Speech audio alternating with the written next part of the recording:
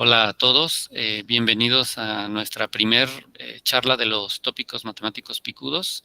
Pues en nombre del comité organizador les agradecemos que estén viendo esta charla.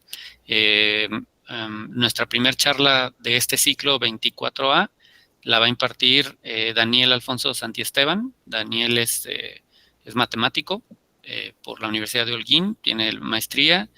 De hecho, tiene dos maestrías, ¿no? Y está próximo ya a terminar su doctorado en matemáticas en la Universidad Autónoma de Guerrero, ¿no? Te agradecemos, Daniel, la charla. Y bueno, él nos va a impartir una charla sobre, bueno, titulada El calendario perpetuo. No hago más spoilers para que no diga más. Entonces te agradecemos, Daniel, y listo, puedes comenzar. Ya, pues yo primeramente quisiera agradecer a todos ustedes, los organizadores de esta sección, que la hallo muy importante dentro del mundo que nos movemos, ¿no? Dentro de la matemática, porque es bueno siempre divulgar y divulgar temas que le lleguen a todas las edades, ¿no? De estudiantes, incluso del público general que se siente un poco más cercano a esta maravillosa ciencia que son las matemáticas. Siempre en todas mis ponencias, siempre trato de empezar con una frase, ¿no? Y esta vez escogí una frase de un escritor británico, Lewis Carroll, que muchos lo conocen. Lewis Carroll es el escritor de Alicia en el País de las Maravillas, pero además de escritor, fue un grandísimo matemático, y uno de los métodos que tal vez voy a topar por encima es precisamente el llamado método de Lewis Carroll, que se precisa también cómo calcular el día de la semana de cualquier fecha mediante un calendario perpetuo. Y la frase dice que puedes llegar a cualquier parte siempre que camines lo suficiente, ¿no? Y esta frase me gusta mucho porque en la matemática muchas de esas cuestiones es precisamente eso, es qué tan, qué tan buenos somos para insistir en lo que perseguimos, ¿no? En cualquier problema que se nos presente, siempre el camino que se tome, y si continuamos ese camino, por supuesto, vamos a poder llegar a una solución o buscar un mecanismo, un método para lograr resolver dicho problema, ¿no? Sin más, voy a empezar con algo muy sencillo, un tipo de motivación, ¿no? Ustedes, por ejemplo, los que me están escuchando, piensen en dos números del 0 al 9 y a uno de estos multiplíquelo por 5. Luego, a ese resultado le va a sumar 2 y posteriormente lo va a multiplicar por 2 lo que obtuvo, ¿no? Y por último, le va a sumar el otro número que pensó. Como esto es en vivo o puede ser en YouTube, por ejemplo, yo siempre empiezo con este jueguito y los estudiantes me dicen el número, el último número que piensan. Por ejemplo, si me dicen el 40, yo inmediatamente le digo el 3 y el 6, ¿no?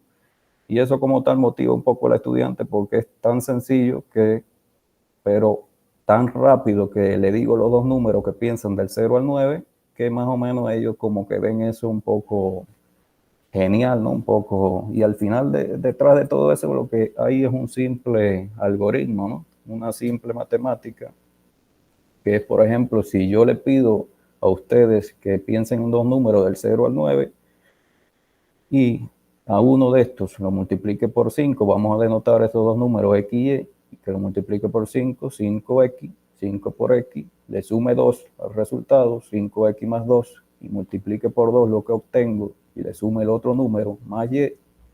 Lo que estoy haciendo es esta breve operación algebraica, ¿no? Que no es más que multiplicar por 10 el primer número, ¿no?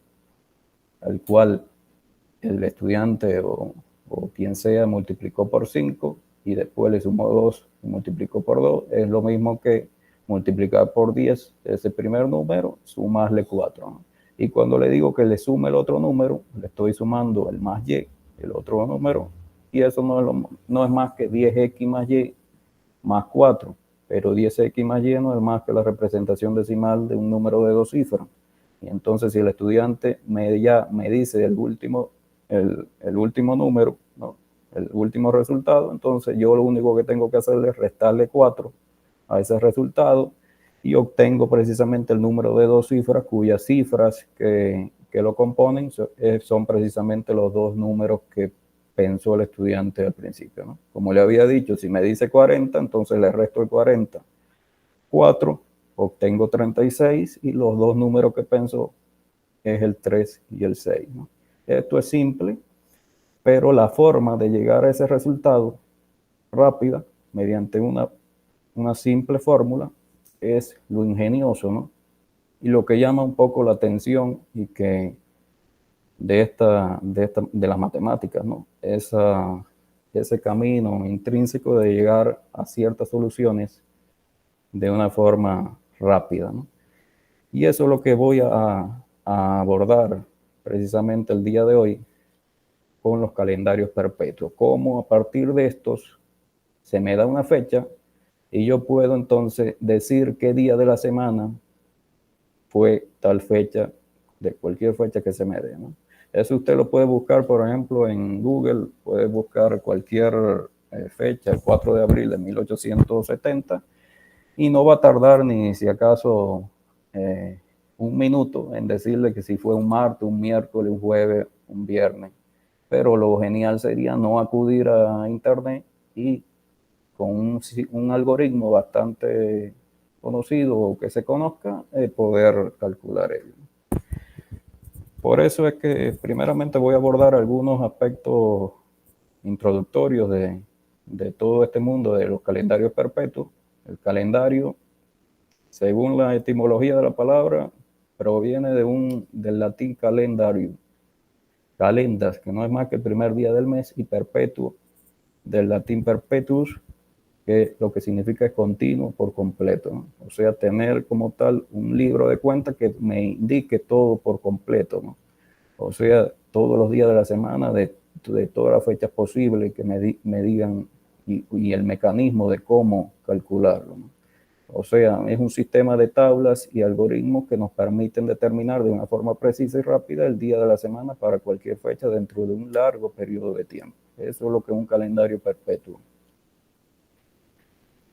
Y los orígenes de estos calendarios perpetuos se remontan ya al año 1389 con un conocido calendario de un manuscrito alemán, Nürnberg Heimskreuz, pero que comprendía un periodo corto de tiempo, un periodo del año 1390 a 1495. Ya luego, calendarios un poco más conocidos, fue el calendario perpetuo del rey francés Luis XV en 1741, y un poco más moderno los calendarios perpetuos de Moret y de Arlot, ¿no? Como también tablas ahí con un cierto método para uno, mediante esas tablas, uno podía calcular el día de la semana de cualquier fecha, pero siempre en un periodo, no un periodo perpetuo, sino un periodo de 300 a 400 años, por ejemplo, el de Moret. Y en la actualidad se utilizan ya muchos calendarios perpetuos, incluso con programas computacionales. También los conocidos calendarios náuticos perpetuos. El más moderno es el que comprende los años del 2016 al 2055 y que ofrece como tal datos astronómicos muy útiles para la navegación, ¿no? Incluso en Amazon se venden relojes con calendarios perpetuos. En la cultura popular existen todo tipo de pinturas, incluso fachadas de algunas parroquias de España que utilizan los calendarios perpetuos y demás. El calendario que se usa mayormente hoy en la actualidad es el conocido calendario gregoriano, es el calendario que todos nosotros utilizamos acá en México y en la mayoría de las partes del mundo. Este calendario gregoriano surge en 1578 a partir de estudios realizados en la Universidad de Salamanca y su nombre se debe al promotor, al Papa Gregorio XIII, pero sustituye como tal al calendario juliano, que era el que se tenía desde el año 46 a.C., por instauración de Cayo Julio César, el emperador romano. Este lo sustituye en el año 1582, ¿no? Y a partir de ese año es que se empieza a utilizar este calendario gregoriano.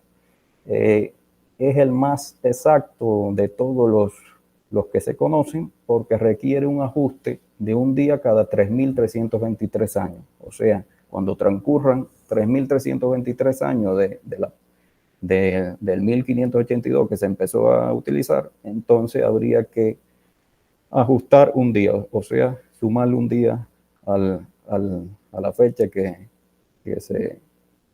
haya transcurrido, ¿no? A diferencia del juliano, que tenía un desfase de un día cada 128 años o de 3 días cada 400 años, ¿no? ¿Cuál era la diferencia? Que en el juliano se consideraba el año bisiesto, todos los años bisiestos, como aquellos divisibles entre 4, ¿no? Y el calendario gregoriano, la diferencia está en que también se van a considerar los años bisiestos como aquellos divisibles entre 4, salvo que sea un año secular. Años secular son los años que inicio de cada siglo, los terminados en 00, ¿no? En 200, 2000, 1900, 1800, 1700, ¿no? En cuyo caso, para que sea bisiesto, entonces también debería de ser divisible entre 400. O sea, el 2000 va a ser un año bisiesto en el calendario que estamos utilizando, pero sin embargo el 2100 no va a ser un año bisiesto ya en este calendario gregoriano. Sin embargo, en el calendario juliano sí era un año bisiesto, y por eso es que se producía un error de desfase mucho mayor en el juliano que acá en el gregoriano.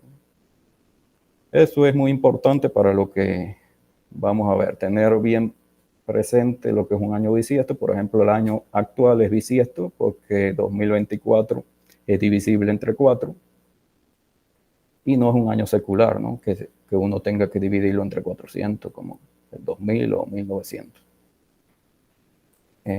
Yo entonces voy a introducir un tema ya de la teoría de números que necesito para algunos cálculos que voy a hacer, que es el tema de congruencia. La congruencia no es más que el resto de la división exacta, ¿no?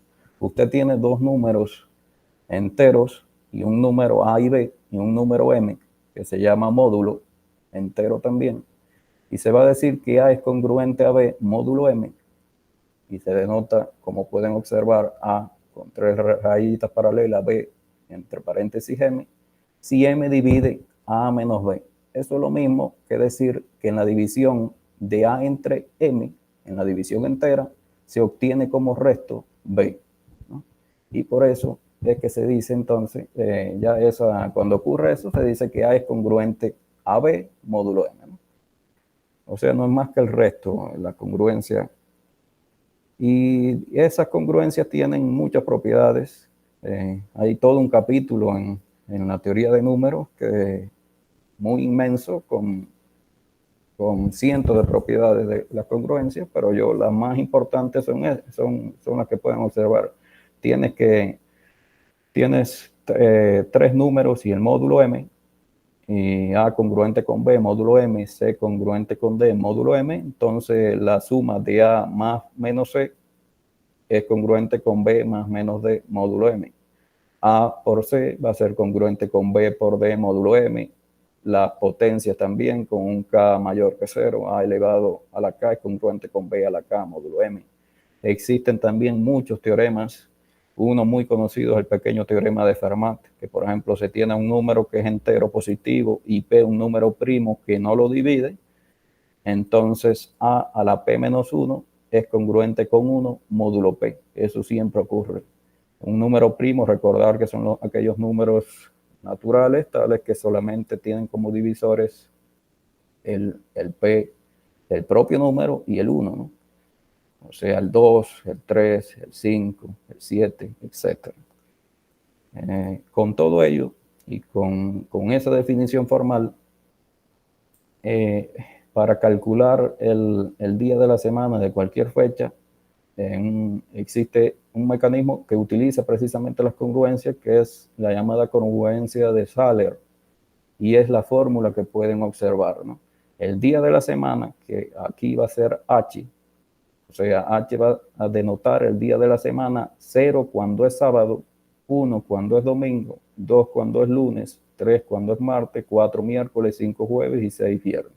Ese día de la semana va a ser congruente con todo esto que pueden observar, ¿no? Con esa fórmula, donde Q va a ser el día del mes, M va a ser el mes, en este caso se va a hacer corresponder a marzo con el 3, abril con el 4 y así sucesivamente hasta llegar a enero con el 13 y febrero con el 14.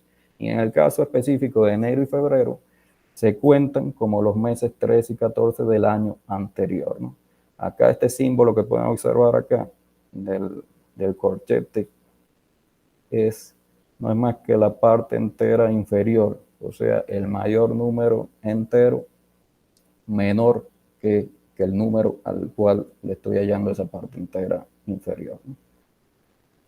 Y J, en este caso, es la centuria, o sea, es la cantidad de centenas que tiene mi número, o sea, o lo que es lo mismo, el redondeo inferior de la fracción de dividir el año entre 100. Y K es el año de la centuria y se calcula también como la congruencia módulo 100 con el año que estoy analizando. Bueno, esa es la fórmula típica. Por ejemplo, ¿qué día de la semana fue el 1 de enero de 1900? Aquí mi Q, que sería el día, sería 1. Mi mes, en este caso es enero. Ya había dicho que el mes de enero se le hacía corresponder el 13.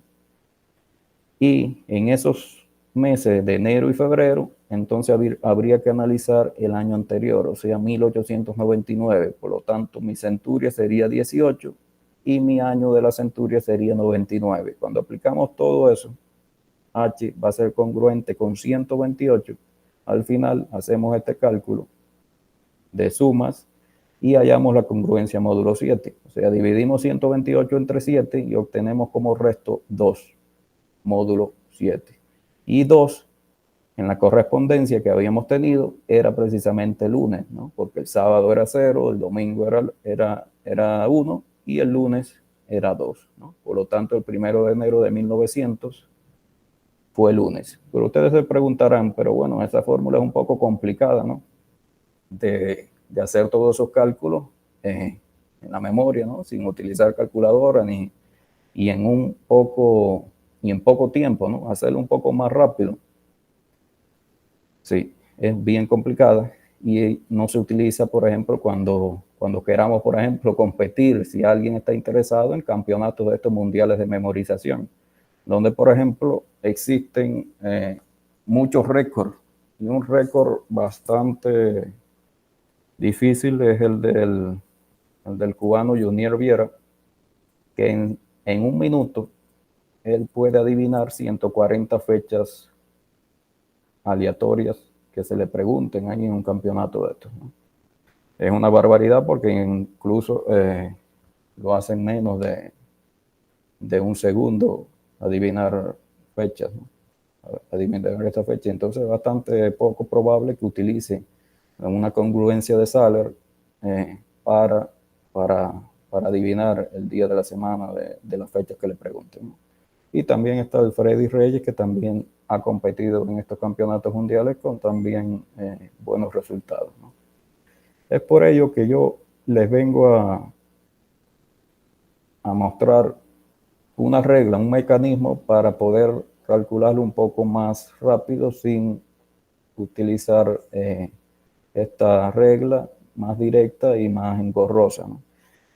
Y lo que les voy a comentar a partir de ahora es la llamada regla del fin del mundo, que fue descubierta por un matemático, un prolífero matemático británico, ya fallecido en el 2020, John Conway, y es la llamada regla del fin del mundo.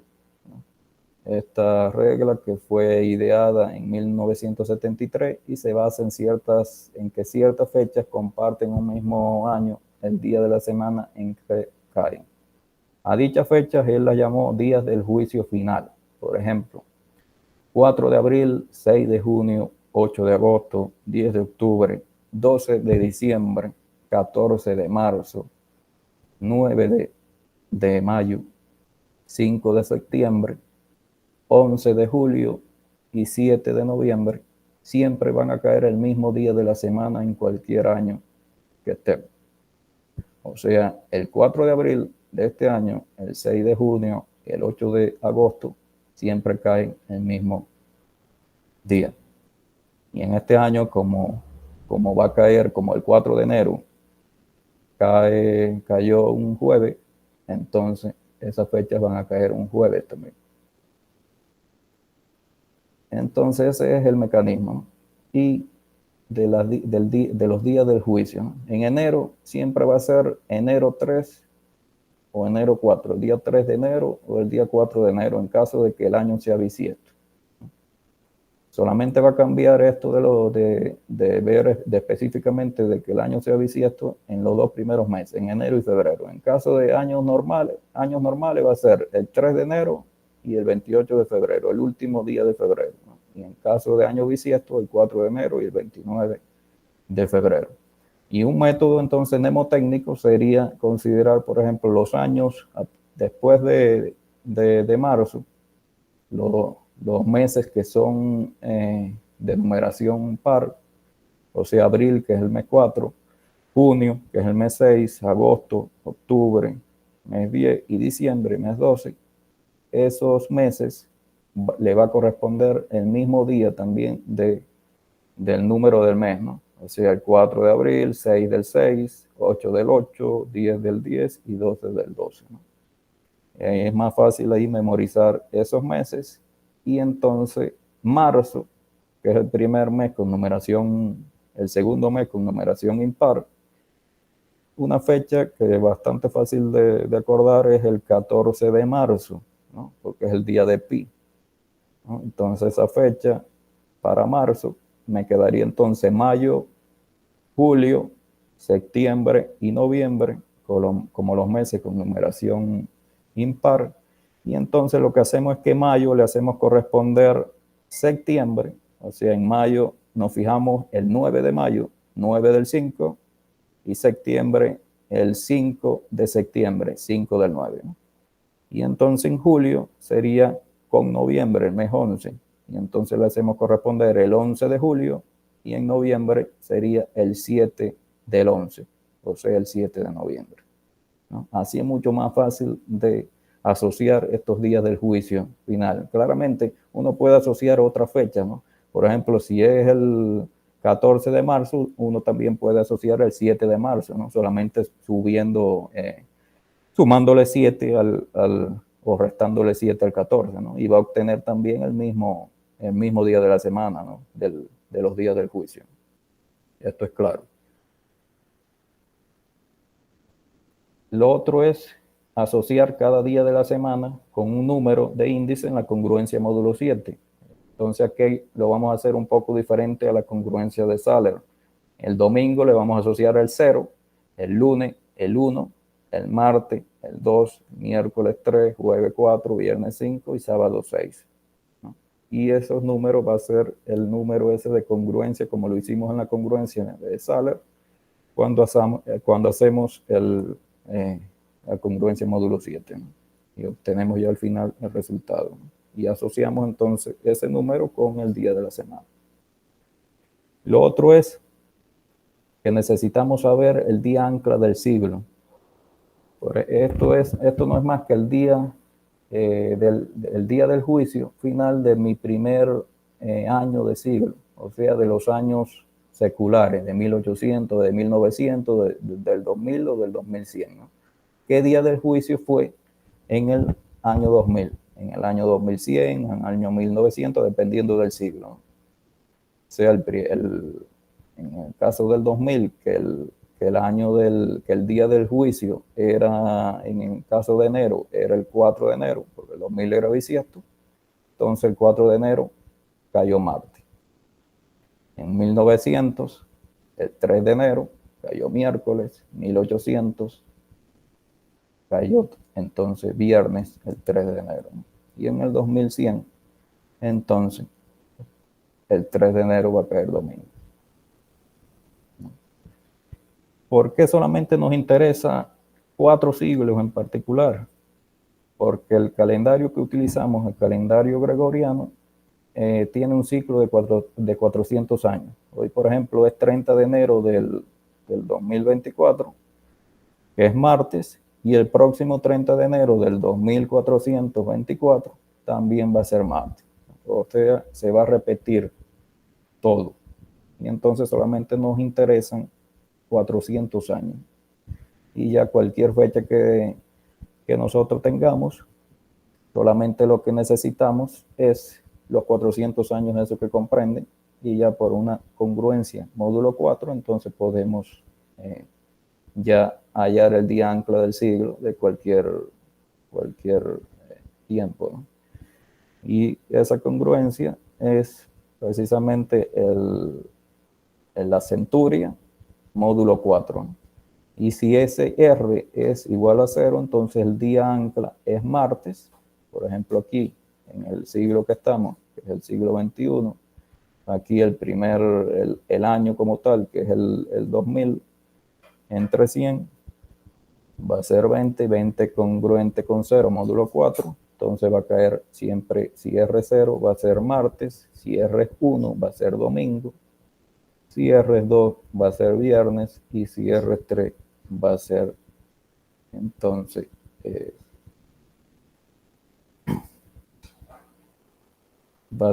miércoles, ¿no?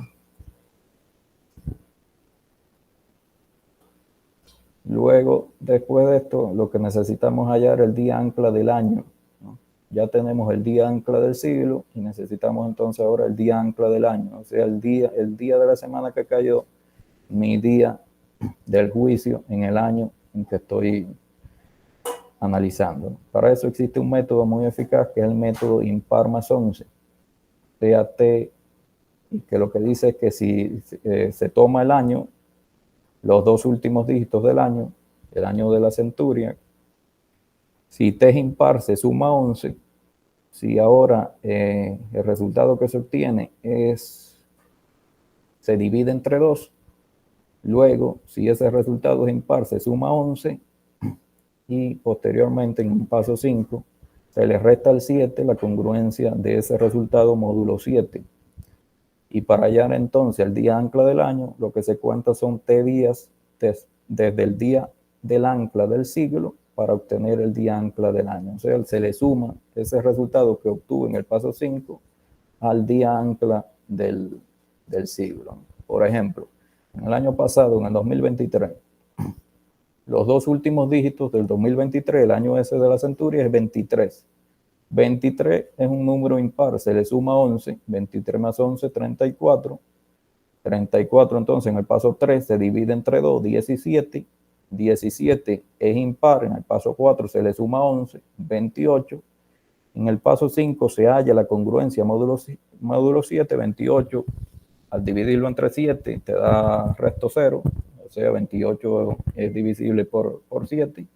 Por lo tanto, el 7 se le resta 0, es como si no se le hubiese restado nada, y entonces se le suma 7 días, por ejemplo, según el paso 6, el enunciado, al día ancla del siglo, que en este caso, en el siglo del 2000 al 2100, como habíamos recordado en la tablita, era Marte, ¿no? Marte más 7 días,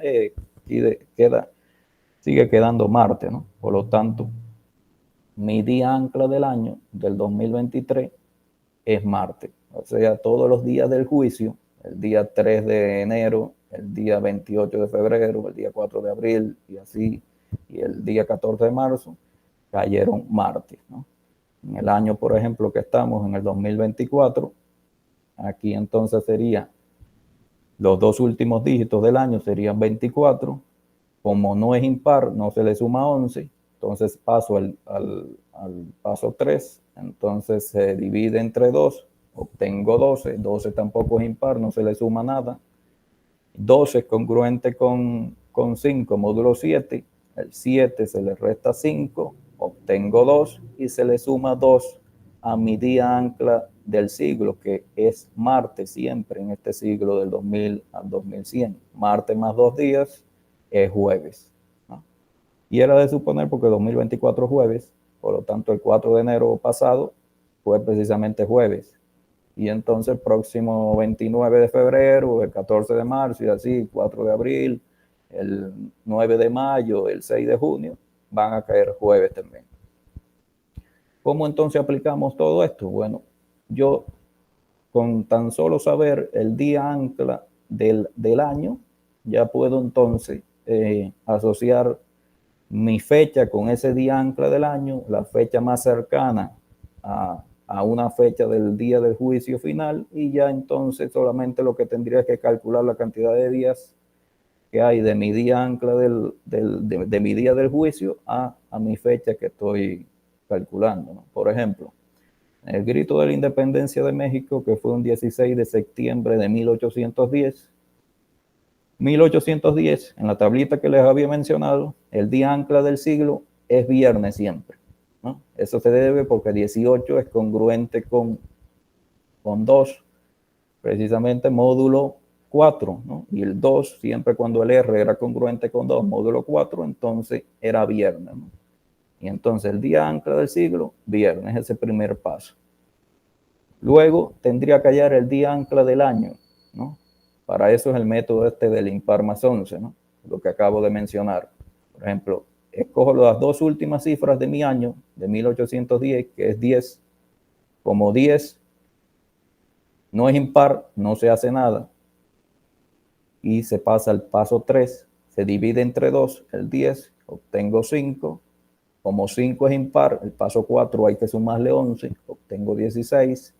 16, entonces en el paso 5 hallo la congruencia módulo 7, lo divido entre el 16, lo divido entre 7 y veo el resto que obtengo, que no es más que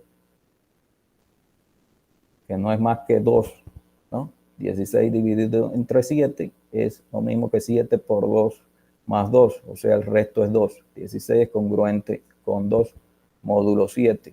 Y ese 2 se lo resto al 7, o sea, 7 menos 5, 7 menos 2, obtengo 5, ¿no? En ese paso 5.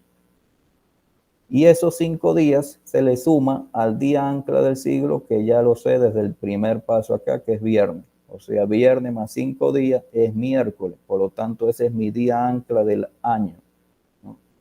Y entonces yo sé que el día del juicio, el 5 de septiembre, por ejemplo, que estamos en septiembre por la fecha 16 de septiembre, cayó un miércoles de ese año. Del 5 de septiembre al 16 de septiembre hay 11 días, que es lo mismo que una semana más 4 días. Por lo tanto, el miércoles más 4 días es precisamente domingo. Y el grito de la independencia de México fue un domingo. Ese es el algoritmo como tal de la regla del fin del mundo, que es bastante, ustedes lo ven así, pero es bastante, cuando uno ya agarra un poco la práctica, en esos 4 pasos son muy, muy simples, ¿no? Y es mucho más sencillo que esa congruencia de Saller y por otros calendarios de perpetuo, como el método este de Lewis Carroll, que incluso tuvo un error al final, y que muchos de los divulgadores matemáticos más grandes, como por ejemplo Martin Gardner, incluso han publicado sobre ese método, pero ni han dicho el error, ¿no? Pero sí no son factibles porque solamente en un periodo de tiempo o incluso en otro calendario, ¿no? Ya no utilizado. Otro ejemplo, la toma de la Bastilla, el 14 de julio de 1789. Lo primero que debemos de hacer es hallar el día ancla del siglo. En este caso, se analiza el 17, ¿no? El siglo, como la cantidad de centenas que tiene en mi año, que es 17. 17 se halla la congruencia módulo 4, 17 dividido entre 4 da como resto 1, y el 1 en esa tablita, cuando el R era 1, es domingo, ¿no? Y domingo sería el día ancla del siglo, ¿no? Luego se halla el día ancla del año, que en este caso mi año de la centuria sería el 89, los dos últimos dígitos de mi año sería el 89. 89 en este caso es un número impar, se le suma 11 en el paso 2, obtengo 100. 100 se divide entre 2 en el paso 3, obtengo 50. 50 no es un número impar, no se le hace nada en el paso 4. Y entonces en el paso 5 se halla la congruencia del 50, que 50 es congruente con 1 módulo 7, ¿no? O sea, 50 usted lo divide entre 7 y obtiene como resto en esa división entera el 1, ¿no? Y por lo tanto a ese 1 se le resta al 7 en ese paso y obtengo 6, ¿no? Y entonces a mi día ancla del siglo, que fue el domingo, se le suman 6 días y va a caer sábado. Por lo tanto, mi día ancla del año fue un sábado. Eso quiere decir que, por ejemplo, el 3 de enero el 3 de enero de 1789 fue un sábado y todas las fechas del día del juicio van a ser sábado. El día del juicio, característico del mes de julio, es el 11 de julio, como le había mencionado en mi tabla mnemotécnica, y del 11 de julio al 14 de julio hay tan solo 3 días de diferencia, y lo que se hace es sumarle entonces al sábado 3 días y va a caer martes. O sea, la toma de la Bastilla fue un martes, ¿no? Ese procedimiento, tan sencillo como pueden observar, se puede hacer incluso para fechas bien, no sé, cualquier fecha, por ejemplo, el 5 de enero de 3240. Día de ancla del siglo va a ser 32. 32 es congruente con 0. Para proceder, 32 se toma las dos primeras cifras del año, 32, congruente con 0, módulo 4, entonces va a ser martes, mi día ancla del siglo. Luego se calcula el día ancla del año, mediante la regla esa del impar más 11. Se toma el 40 como las dos últimas cifras del año. El 40 no es impar, no se hace nada. En el paso 2, de sumarle 11, no se hace. En el paso 3 se divide entre 2, 20. En el paso 4, como el 20 no es impar, no se hace nada, no se le suma 11. Y entonces ya en el paso 5 se halla el resto de la división entre 7, de 20 congruente con 6, módulo 7. Entonces, cuando usted divide el 20 entre 7, obtiene como resto 6. Y ese 6 se le resta al 7 y obtiene 1, ¿no? Y por lo tanto, ese 1 lo que quiere decir que mi día ancla del año se le suma 1 al día ancla del siglo y ya obtengo este día ancla del año. O sea, el martes más un día, miércoles. Como en ese caso el 3240 va a ser un año bisiesto, entonces mi día del juicio para enero va a ser el 4 de enero, más un día, que es el 5 de enero, miércoles más un día sería jueves, ¿no? Y entonces esa fecha, 5 de enero de ese año, 3240, fue un jueves. Solamente en esos 4 pasos, bastante sencillo, ya se puede calcular. Bueno, esta regla y algunos cambios es la que utilizan todos estos calculistas que les mencioné en la mitad de mi charla, que para todos estos campeonatos mundiales de memorización. Esta es la regla que ellos utilizan y es la mejor, la más óptima, la más rápida, la más ágil.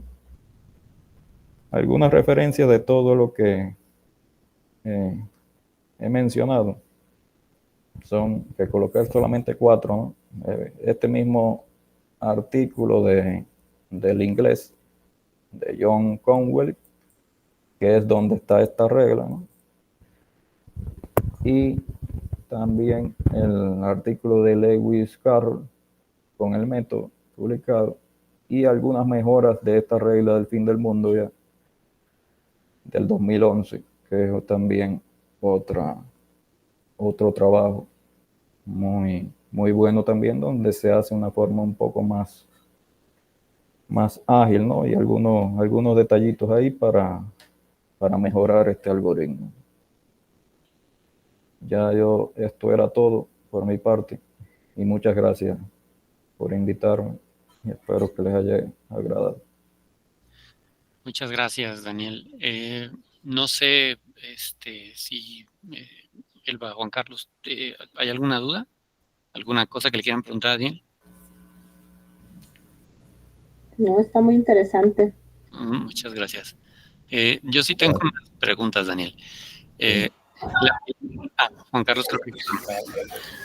No, solamente agradecer lo que nos dijo Daniel Alfonso. Yo soy un profesor de telesecundaria, estoy desde León, Guanajuato. Aquí están los alumnos también viendo. Perfecto, muchas gracias. Entonces, nos gustó mucho esto. Yo también les he hablado un poquito y sobre todo el inicio que tenían, que con tan solo uno de estos jóvenes adquiere el gusto por la ciencia, sea las matemáticas, la física, química y todo, vamos a ir de gane aquí en México. Muchísimas gracias, Juan Carlos. Gracias. Muchas gracias a ustedes. Gracias, Daniel. Gracias a ustedes. Muy bien. Sí, el objetivo es ese, es llegarle al menos a un estudiante. He compartido esta misma charla con algunos de preparatoria y ya me siento satisfecho con tan solo que uno los pueda motivar, ¿no? Eso es un gran logro. Muy bien. Yo te quería preguntar, Daniel, ¿cómo es esa competencia de memorización de fechas? O sea, ¿cómo es realmente? O sea, es decir, ¿cómo es la mecánica? O sea... Ajá, bueno, en esta competencia de cálculo, ¿no? También una de las modalidades precisamente que al concursante se le da cierta cantidad de fechas, ¿no? Y él tiene que decir precisamente el día de la semana que cayó esa fecha, ¿no? Hay modalidades de esas que solamente contemplan cierto periodo de tiempo, ¿no? Por ejemplo, 400 años. O sea, se le dice, te vamos a dar, por ejemplo, 50 fechas, pero de los años 1600 al 2000, ¿no? Correcto. Y el concursante tiene que saber, por ejemplo, que las fechas que le van a preguntar van a comprender esos 400 años, ¿no? Correcto. Y hay otras que es mucho más abierta, que puede ser incluso fecha de un periodo mucho mayor de años, ¿no? Entonces, por ejemplo, estos concursantes que les mencioné tienen que adivinar, calcular el día de la semana de todas las fechas que le pongan. Entonces, yo había mencionado, sí mencioné que el tal Jusnier Viera tiene el récord ese de 140 fechas adivinadas en menos de un minuto. O sea, 140 fechas y se le dan 140 fechas y él en menos de un minuto las adivinó todas correctamente. Más de 2 por segundo. Sí. Ajá, exactamente, sí. Entonces, nosotros nos preguntamos a veces, sí, pero detrás de eso, ¿qué? Detrás de eso precisamente existe un algoritmo, existe un método de regla del fin del mundo, pero con mucha práctica y con muchas mejoras incluso de esta misma regla ya clásica, se puede lograr competir, ¿no? Correcto. Y de hecho eso conecta con mi segunda pregunta. Ahorita que mencionaste los artículos al final, mencionaste que un artículo del 2011 donde como que hay una mejora, ¿no? De hecho, para acelerar la regla. Entonces, lo que te quería preguntar es si tú que conoces más a fondo el algoritmo, si crees que se podría todavía mejorar más en particular, o ya está en lo que ya mejorar, se puede. Bueno, siempre se puede mejorar, pero más en la parte esta de mnemotécnica, ¿no? De hacerlo, ya observaron que es 4 pasos, ¿no? De tal vez hacerlo en 3 pasos o en menos, ¿ves? Pero ya la idea esencial del método es precisamente la que dio el inglés, ¿no? Correcto. Aquí en 1973, ¿no? Sí. Que es precisamente percatarse de eso, de que hay fechas específicas del año de que van a caer el mismo día.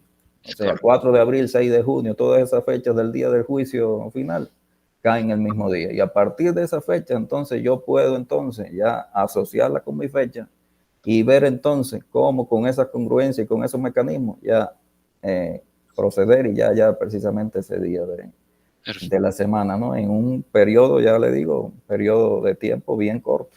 Correcto. Lo pueden realizar, ¿no? Y también mencionarle, por ejemplo, esos campeonatos no solamente se dedican a esto de calcular fechas, ¿no? También, por ejemplo, se le dan, por ejemplo, calcular raíces de números muy grandes en cifras, multiplicar números de 6 cifras o 7 cifras. ¿no? Y estos concursantes tienen que también hacer esto, ¿no? Pero una de las modalidades es precisamente eso de hallar el día de la semana, que fue una fecha que se le da. Correcto. Muy bien.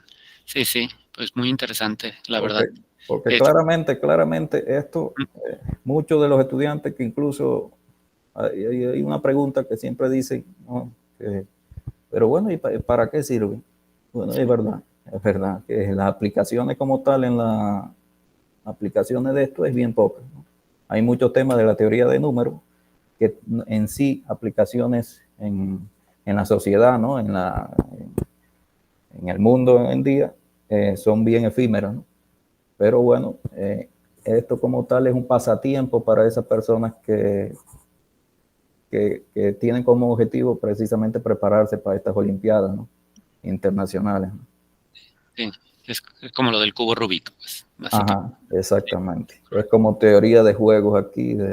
Es correcto. Sí. No, pues muy bien. Pues muchas gracias, Daniel. Te agradecemos mucho la charla, ¿no? Y bueno, quedas invitado a las siguientes charlas del ciclo, ¿no? Son cada 14 días, ¿no? Ahí en la página web ahí ya las tenemos agendadas las de este ciclo. Y bueno, a los que estaban aquí, que ya nos dijeron que sí había mucha gente, pero estaban en una sola conexión, pues muchas gracias. Y a los que van a ver esta grabación en YouTube, pues les recordamos que por aquí van a quedar todas las charlas que se vayan impartiendo, ¿no? Si no hay más, pues les agradezco a todos, especialmente a Daniel, y nos vemos en la próxima, ¿va? Bien, muchas gracias. Gracias. Tenga un buen día. Gracias. Por ahí ya puse en el mensaje los enlaces. Ajá. Perfecto. Perfecto. Gracias. Muchas gracias. Hasta luego. Hasta luego. Gracias, Daniel. Bye. Hasta luego. Gracias a ustedes.